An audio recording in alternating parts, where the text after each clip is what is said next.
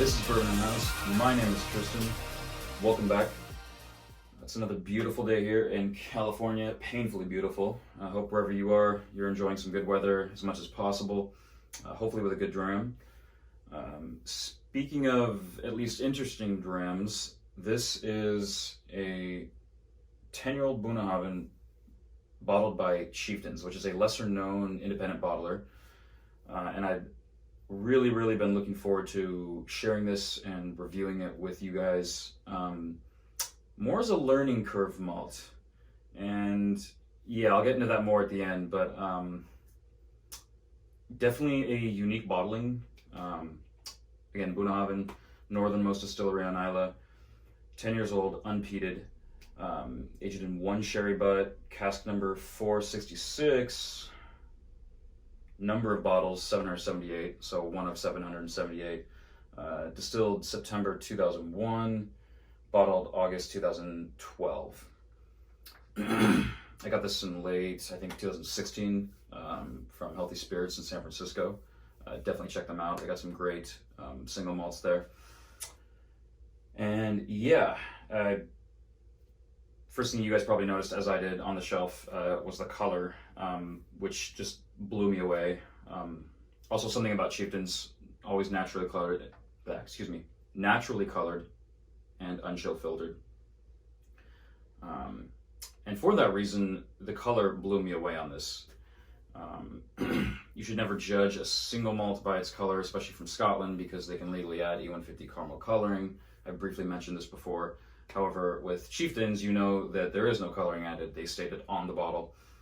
And so what you see there is natural cask imparted color, which is amazing considering it's 10 years old. I'd imagine these were some very warm years on Isla for it to achieve that color in 10 years, or it was just a heavily wet cask that this was put into, which I suspect was Pedro Jimenez or PX. But yeah, Chieftain's a little bit lesser known bottler in that you don't see it in as many shops unless you go to some very specifically Scotch oriented bottle shop. You'll see a few there. There's a couple in the Bay Area, but it's really one you don't see that often. I would say more boutique bottle shops carry this brand, but they're far and few in between. I haven't seen many in a few years, and the ones I have are older, vintages and such. So yeah, this is Bunnahabhain 10-year, aged in one single sherry butt. 46%. Just the color too, it's like reduced chocolate, like a 72% dark chocolate reduction. Amazing color. Screams PX. I mean, you get date and raisin reduction over salted fudge, you get melted butter over salted caramel, cinnamon, clove, wet muscovado sugar, rum-soaked fruits. The fruits are a little indistinct, I think, because the sherry is so intense. But you definitely get that rum-soaked fruit thing that you get in a lot of just heavy sherry bombs. There's some ginger snap cookies, slight wisp of smoke on the back of the nose, but it's again unpeated and just very gentle in the sense of smoke. Dark sultry sherry notes. I mean, the sherry really takes a spotlight on this, which is what one would want when they are enjoying a glass of something that dark. That salt comes through, that signature Bunna salt. But unfortunately, that's where the awesomeness of this single malt stops. The palate.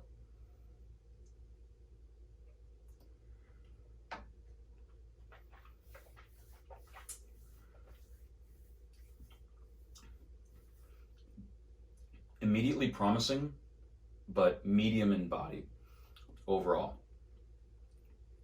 You hit with sherry. I mean, that is what you taste, the sherry, which overshadows really any of the house spirit of Bunnahabhain. There's brown sugar from the sherry. You get medium spices. The Buna salt is dusted over the sherry notes, so it's like kind of the salt of the Buna with the sherry, but then the sherry just dominates and it kind of kills it out pretty quickly. It doesn't quite drink like 46%. I was hoping for something a little bit meatier, a little chunkier. I mean, I've had 40% single malts that taste heavier than this. So 46%, I was really, as I've had with other Chieftains, I was hoping to get a little more out of it, but it just didn't quite drink like a 46%. If you've had enough single malt, especially in an independently bottled form, you'll know what I'm talking about with that. But with a higher strength, you're getting, more single malt, obviously, less water, but this tasted to me more like a 40%.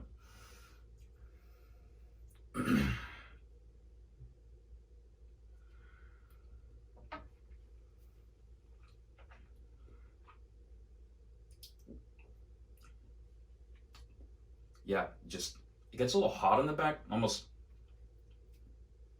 tannin like. You get some mixed baking spices, but overall it's just disappointing. I mean, that's really all I can say about it. You get sherry, a little bit of that Buna salt, and that's kind of it. It really doesn't shine. It's not robust. It's not multi-dimensional. It's two-dimensional at best. On the finish, it's medium to short. I would say almost bordering on a long short. It just fades. I mean, you get that distinct grape note of certain darker sherries like a PX, because this could be Oloroso. I really don't know, but I suspect it's PX. You get that grape note. Again, PX, hints of PX sherry, slightly bitter, and that's it. I mean, this has almost no finish. It's really, really bizarre.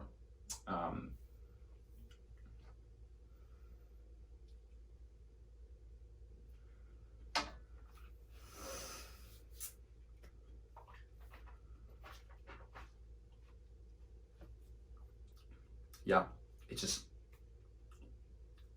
for those who like to drink sherry, just straight up sherry, you'll probably love this. This is like a cask strength sherry, if there is such a thing. I mean, that's literally what this tastes like. So much of Bunnahabhain is lost in this. I was really disappointed. I mean, some of the salt from Buna and the sherry notes are a great thing. I've had in other independently bottled forms, some Fino, some Amontillado. Those are phenomenal. This one, I just think was a total miss.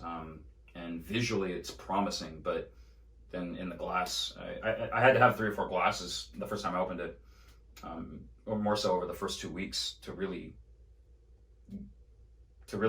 accept the fact that this wasn't what I thought it would be. Which is, how it goes. This is what whiskey's all about. It's about, you get hits, you get misses, and I really wish this could have been more, but I still have faith in Chieftains. They still do some good stuff. I mean, I wouldn't call it quite Samaroli status or the cask strength Sig statuses, but they definitely have had some unique single malts and single grains. Yeah, I give this an 82. I give it just barely a B. I am very partial to Bunnahabhain, as I've mentioned in previous videos. I highly recommend, if you want to explore something interesting, to always try Bunnahabhain, especially if it's unpeated. But this one, it just, in the end, although I give it a low B, I kind of found it massively disappointing for what I thought it could have been, judging it off of other Bunnahabhain in general, let alone independently bottled Bunnahabhains. Yeah, I hope this was informative. I'm going to be doing a lot of reviews on bottles like this that I have that I think are really cool and what I call learning curve single malts.